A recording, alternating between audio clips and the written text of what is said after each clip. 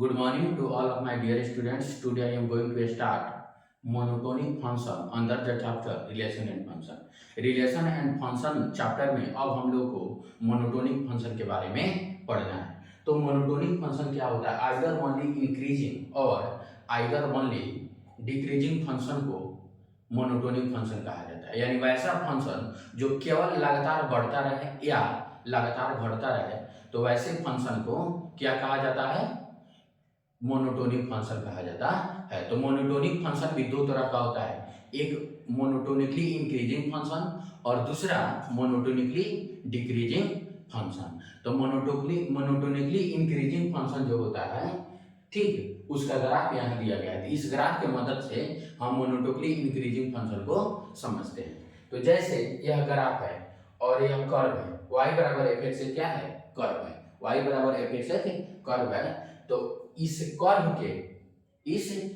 में यदि इस पॉइंट पर देखें, इस पॉइंट का कोऑर्डिनेट क्या है? x1, y1. इस पॉइंट का कोऑर्डिनेट क्या है? x1, y1. और इस पॉइंट का कोऑर्डिनेट क्या है? x2, y2. तो x1, y1 और y बराबर fx है. y बराबर fx है, तो y1 बराबर fx1 भी लिख सकते हैं और y2 बराबर fx2 भी लिख सकते हैं. तो यहाँ y1 बराबर fx1 होगा, यानी इस पॉइंट का कोऑर्डिनेट कितना हो गया? x1, fx1 और इस पॉइंट का कोऑर्डिनेट कितना हो गया?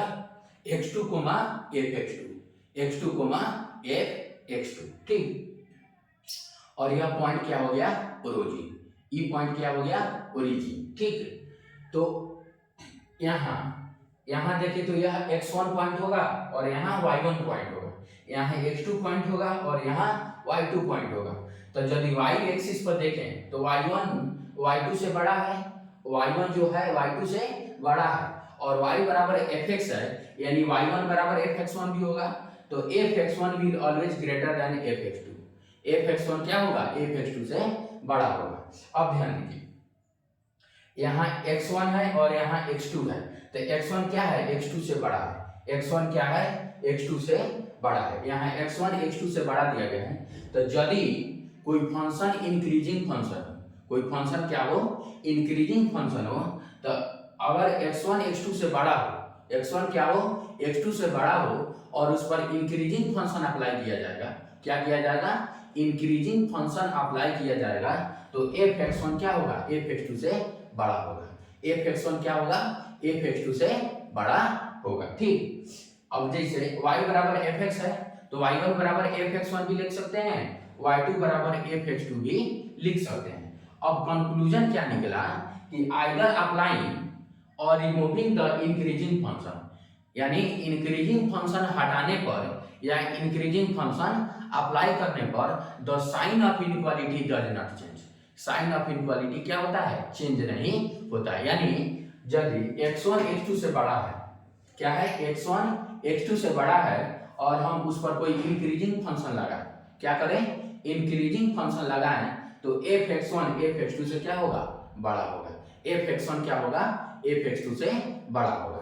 यदि वही x2 is greater than x1 रहता है, x2 is greater than x1 रहता, तो अगर हम इंक्रीजिंग फंक्शन अप्लाई करते तो fx2 ग्रेटर देन fx1 होता, fx2 ग्रेटर देन fx1 होता. यानी x2 is greater than x1, x2 क्या हो? x1 से बड़ा हो और इस पर हम क्या करें? इंक्रीजिंग फंक्शन अप्लाई करें, तो fx2 fx1 से क्या होगा? बड़ा होगा. fx2 fx1 से क्या होगा? बड़ा होगा. तो मोनोटोनिकली इंक्रीजिंग फंक्शन समझ गए. वैसा फंक्शन जो क्या करे? केवल बढ़ता रहे, वैसे फंक्शन को क्या कहा जाता है? Monotonically increasing function. और मोनोटोनिक फंक्शन क्या होता है? आइदर ओनली इंक्रीजिंग या आइदर ओनली डिक्रीजिंग फंक्शन को मोनोटोनिक फंक्शन कहा जाता है. अब इसका दूसरा टाइप क्या है? Monotonically decreasing function. यानी वैसा फंक्शन जो लगातार क्या हो? डिक्रीज करे. लगातार क्या करे? डिक्रीज करे.